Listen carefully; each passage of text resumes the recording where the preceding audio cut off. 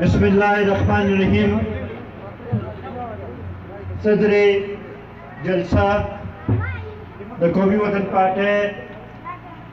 द जिले चेयरमैन कैसर जमाल खान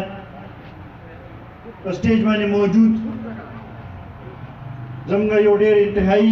कदरमंद मशर बशीर खान द जिले जनरल सेक्रेटरी मुफ्ती इफ्तिखार साहब और दागुई टोला काबीना the PK 57 chairman Yahya Jan Khan द PK 57 senior vice chairman Abdullah ji साहब द असद शमशेर खान मुश्ताक खान आसिफ कमाल खान और जमा द अलीमाबाद द कली मशरान और इज्जतमंदो अस्सलाम वालेकुम। यो टोलो के अवल खो द खपल लखा द कौमी वतन पार्टी द टोलो कारकुनानो द लखा फरमान अली खान और फहीम खान इमरान खान और दावी सर चिकम गंज पे इज्जतमंद मशरान और जवानान नन पर कौमी वतन पार्टी की शामिल शू अगुई ता दाखपल रखा और कौमी वतन पार्टी द टोलो कारकुनान रखा हर कले वेमा और दा यकीनानी वर कोमा चिता सो यो सही फैसला करे दा इंशाल्लाह यो देबा द पुख्तून काम द तरके द सो काले न पारा यो देबा जितु जेद पकाउबा और इंशाल्लाह दा काम द तरके पदारा वालोबा इज्जतमंदो फरमान खान دا سرز د خوښه کړې ده د شمولیت چې دا نن د قومي وطن پارټۍ د یوم تاسیس رزم ده نن 9 کاله مخکې ملي رهبر جناب آفتاب احمد خان شیرپا د قومي وطن پارټۍ بنیاد ایښی او 9 کاله پس ته نن دا پارټي ټولې صوبې کې خوره شوې ده په د پښتنو په هرې سیمه کې دا خوره شوې ده زه د دې وساتت سره د قومي وطن پارټۍ ټولو کارکنانو له نن مبارکي ورکومه چې دا 9 کاله زموږ د قومي وطن پارټۍ وشو او انشاءالله د پښتون کلام د ترقۍ د سوکالۍ لپاره به موږ همداسې خپل جدوجہد به جاري ساتو.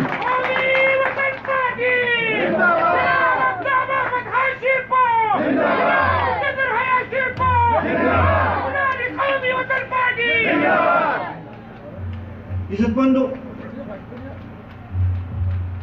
درې کاله د پاکستان تحریک انصاف د حکومت شو په ټول ملک کې او که موږ وګورو نو زموږ صوبې کې 8 کاله وشو دوی چې اقتدار کې راتلل د هغې نه مخکې ډېرې وعدې او ډېرې دعوې کړې وې د نوي پاکستان جوړولو خبره یې کړې وه ورکولو خبره یې کړې وه د 50 لکه کورونو جوړولو خبره یې کړې وه خو نن زه د ډېر افسوس سره وایم چې د دې باوجود چې په ټول ملک کې 3 کاله نه د دې حکومت دی زموږ صوبې کې 8 کاله نه د دې حکومت دی موږ ته نه ښکاري چې په دې وعدو باندې عمل کېږي لګیا بلکې موږ نن دا ګڼو چې د دوی د نااهلۍ د وجې نه د دوی د غلط طرز حکمرانۍ د وجې نه د دوی د غلط معاشي پالیسو د وجې نه د دوی د غلط فارن پالیسۍ د وجې نه د دوی د داخله غلط پالیسو د وجې نه نن ملک ډېر لوی په مشکلاتو کې ګیر دی او بیا خصوصا زه ورته ووایم چې نن پښتانه چې دی هغه ډېر زیات د مایوسۍ شکار دي نن که موږ وګورو نو هغه سلیکټډ وزیر اعظم چې ده به وایي چې زه به قرضه نه اخلم IMF ته به هېڅ صورت کې نه ځم په 3 کاله کې 2 ځله IMF ته لاړو او د IMF په ایمان باندې د ګرانۍ داسې یو سونامي یې راوستې ده چې هر کس په خپل ځای باندې حیران دی چې دا دوه وخته روټۍ به خپل بچو له څنګه را پیدا کوم که موږ وګورو د غلو قیمتونه کم ځای ته ورسېدل 1500 ګرانې داسې حل شوی دی چې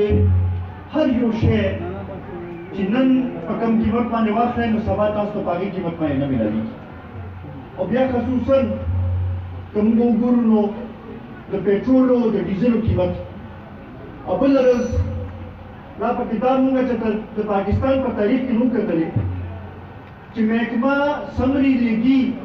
چې 15 روپۍ پېټرول ګران کړي او وزیر اعظم ته وایي چې نه 15 روپۍ خو کم دي 10 روپۍ به یې ګران کړم دا ما چې د پاکستان په تاریخ کې مونږ کتلې چې داسې وزیر اعظم وي چې هغه محکمه له 15 روپۍ دغه سمري رالیږي او دې چې دې 10 روپۍ وایي چې نه 10 روپۍ ګران کړي داسې کس ته مونږ څه تمه وکړو چې هغه به د غریب مشکلات به حل کوي هغه به د غریبانو احساس به ورسره وي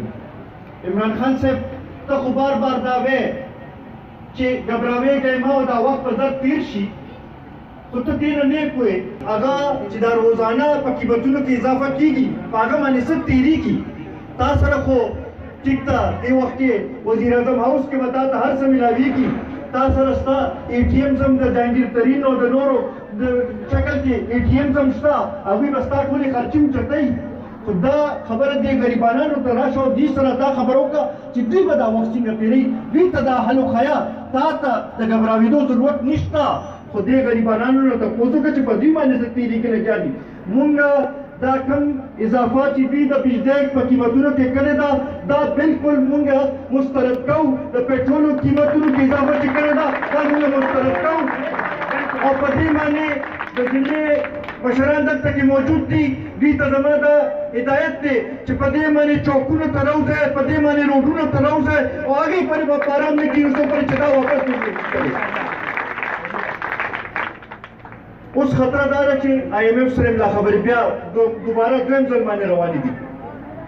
او د هغې چې کوم شرایط دي نو کېدای شي چې دا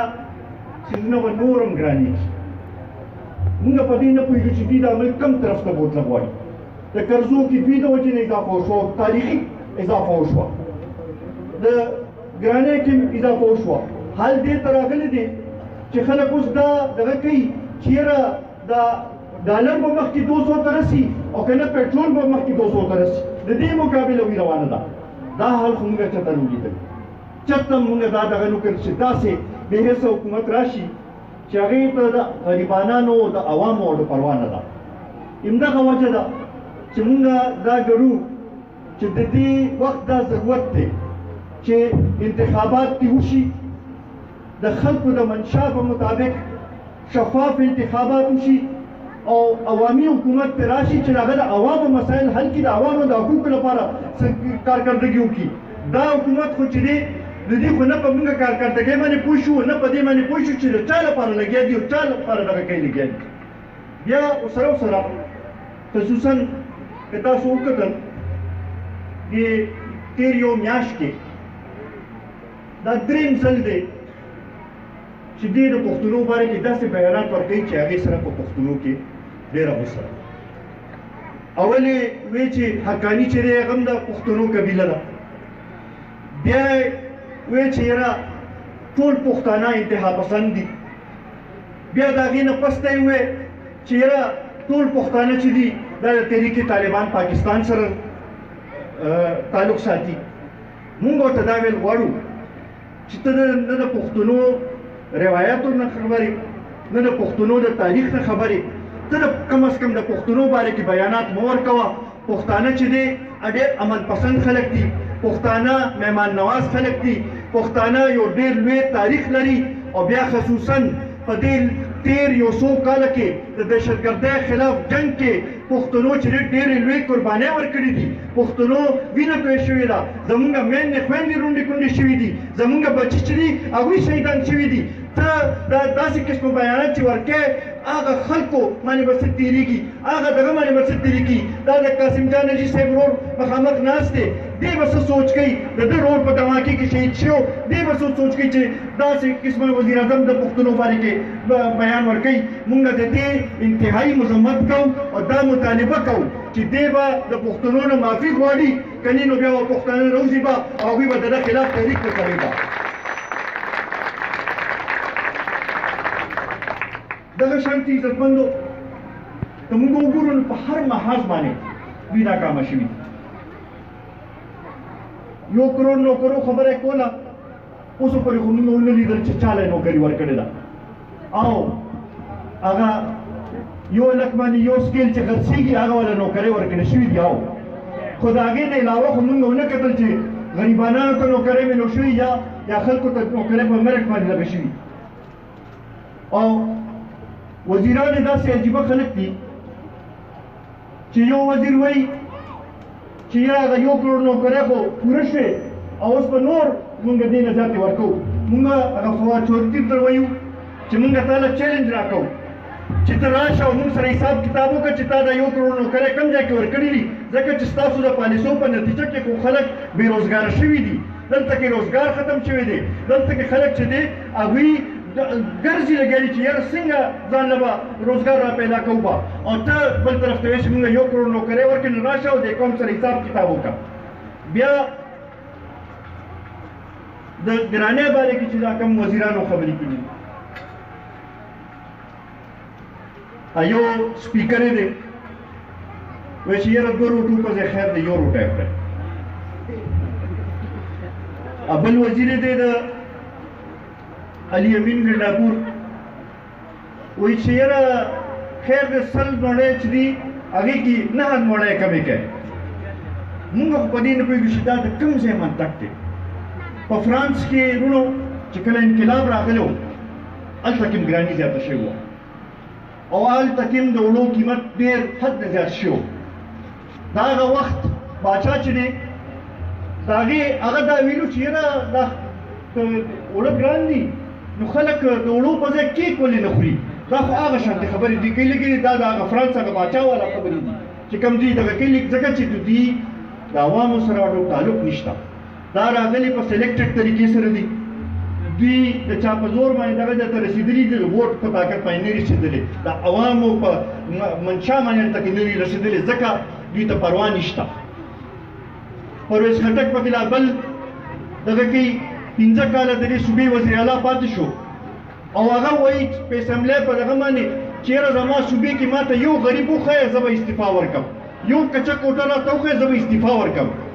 پرویز خټک صاحب ته راشه تا ته به مونږ ستا مانکي کې کچه کوټې وښیو تا ته به غریبانان وښیو دلته کې راشه عثمانزو ته راشه دلته کې راشه چارسدې ته راشه دلته کې کوهستان ته لاړ شه نور ځایونو ته لاړ شه تا ته به غریبانان معلوم شي چې کم دلته کې دغه دي او ستا د پالیسو د وجې نه چې دې دا غربت کې اضافه کېږي لګیا ده عزتمندو دا حکومت مکمل طور باندې ناکامه شوې دی او انشاءالله اوس هغه وخت لري نه دی ځکه چې اوس زما خیال چې که لږو ډېرو خلکو که ووټ هم ورکړو نو هغوی مو اوس دا نه شي ویلی چې یاره مونږ صحیح کار کړی دی هغه یوت یا هغه تحریک انصاف والا چې چا به په سوشل میډیا باندې او په دغه باندې د هر یو خبره د عمران خان ډیفینډ کوله هغوی مو هغه شانتې جواب نشي ورکولی هغوی سره جواز اوس پاتې نه دی اوس چې دی د عوام چې دی هغوی په دې خبرې باندې ښه پوه شوي دي چې دا نااهله دی دی د حکومت چلولو قابل نه دی دی عوامو خدمت نشي کولی دی د عوامو مسایل نشي حل کولی اوس په دې باندې دا خلک پوه دي او انشاءالله دا به تاسو ګورئ چې ډېر زر دا خلک به راوځي به او بیا به چې دی دلته کې د انتخابات علاوه بله لاره به نه او انشاءالله دلته کې به هغه حکومت راځي چې هغه به د عوامو حکمران نه یو حکومت وي هغه به د عوامو مسایل حل کوي به